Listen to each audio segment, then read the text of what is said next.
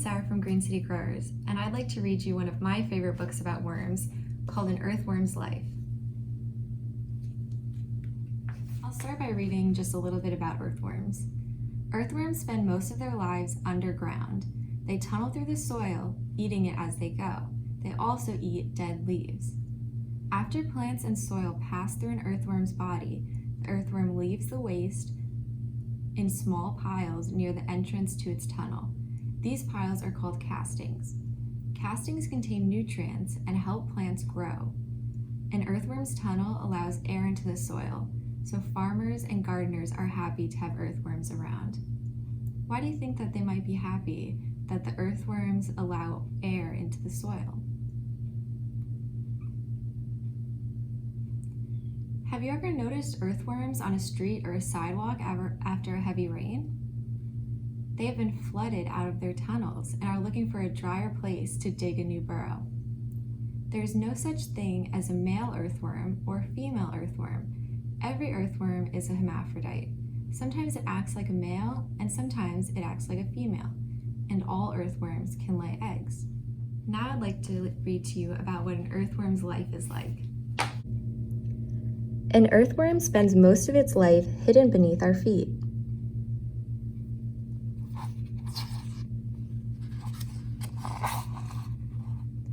In spring, an adult earthworm leaves its egg case in an underground burrow.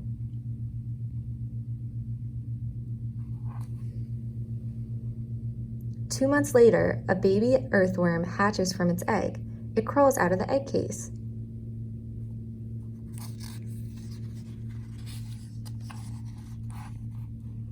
The young earthworm tunnels through the soil.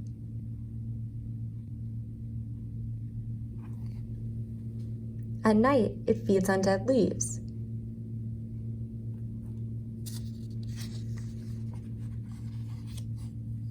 Sometimes the earthworm eats soil.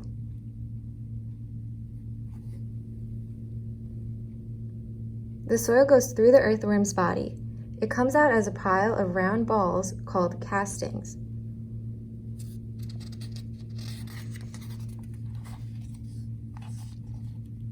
By fall, the earthworm is nearly full grown.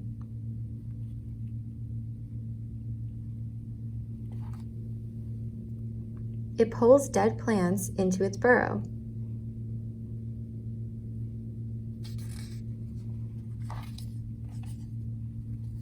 The earthworm eats the plants until winter. Then it is time to sleep.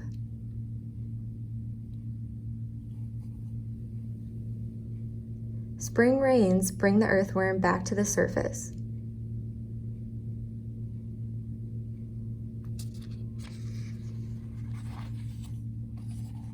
When a hungry mole comes near, the earthworm sneaks away.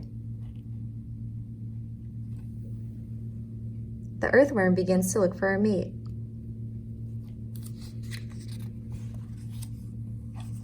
It finds one outside a nearby burrow.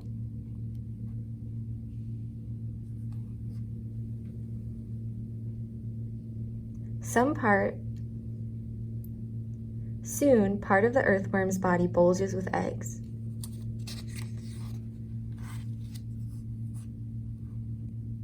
A ring full of eggs comes loose. The earthworm slips out of it. The ring becomes an egg case, and the earthworm leaves it behind.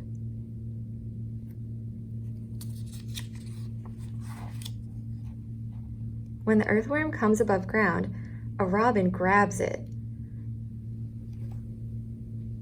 The robin struggles to pull the earthworm out of its tunnel. But the earthworm is strong, and the robin gives up.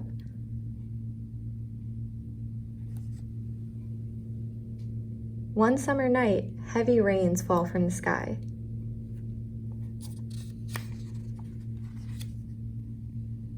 By morning, the earthworm's burrow is filled with water.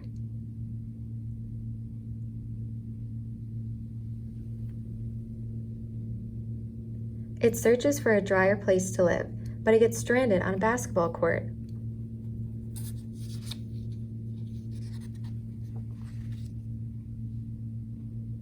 A young boy picks up the earthworm.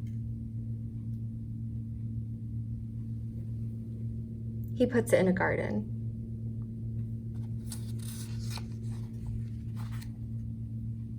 The earthworm spends the rest of the summer tunneling among roots and eating soil. Do you know what roots are from?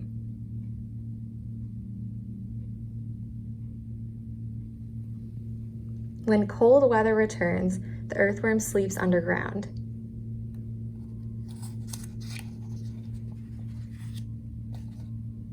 In spring, the earthworm begins a new journey.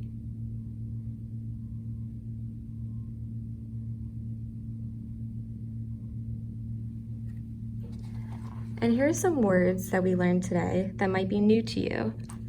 A burrow is an underground tunnel. That's where the worm lives. Castings are piles of soil and plants that have passed through the earthworm. That's what we use for nutrients for our plants.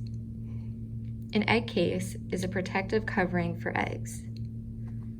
A mole is a small mammal that lives underground and eats plants, insects, and earthworms. A robin is a songbird that eats earthworms and insects. Roots are the part of a plant that takes in water and nutrients from the soil. The roots of most plants grow underground. And soil is the upper layer of earth that contains broken down rocks and rotting plants. And that's the end. And now that we learned about worms, let's go in our worm bin and see what they're doing. This is what our worm bin looks like. You can see the food for the worms and all the castings that we learned about, which is the material that passes through the worm. The worms that we have in here are a little bit different than earthworms, but they do the same thing. They eat dead leaves and dead plants and then make these castings.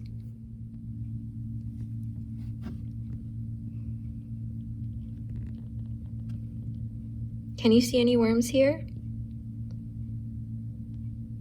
They blend in, but if you look closely, you might be able to spot some.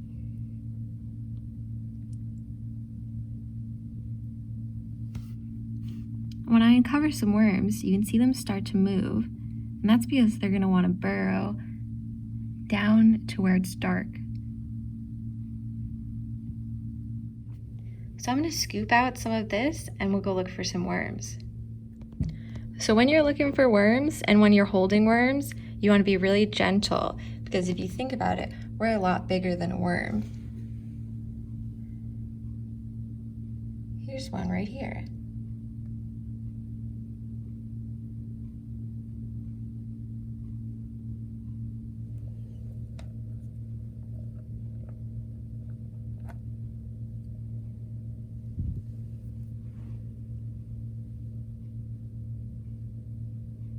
Do you see some worms?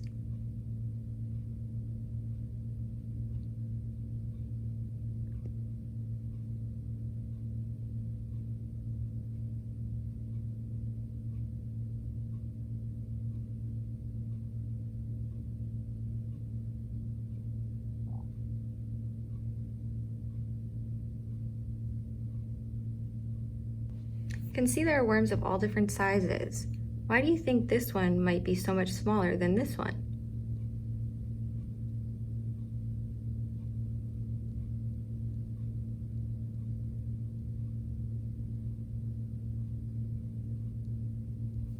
I think it might be because this one is a lot younger than this one.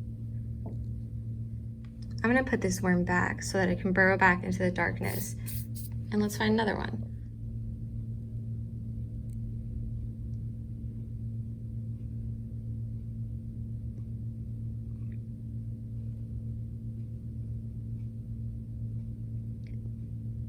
While we're looking at these worms, I'd like to tell you a few fun facts about worms.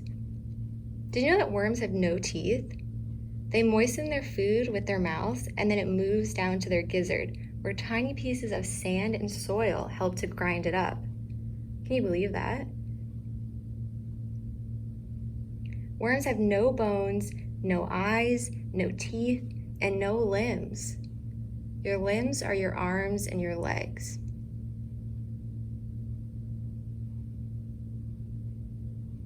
Worms have 5 hearts to pump blood through their body.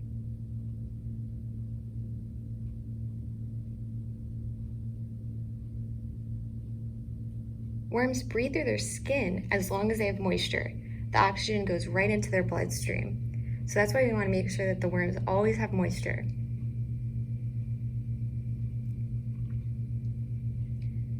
If you're feeling really interested about worms after today, you might want to pick up An Earthworm's Life by John Himmelman from the library so that you can see all these beautiful detailed pictures up close for yourself. Another book recommendation that is great for some younger kids too is Diary of a Worm by Dorian Cronin. This is more of a silly book, but you do learn a little bit about worms in it too.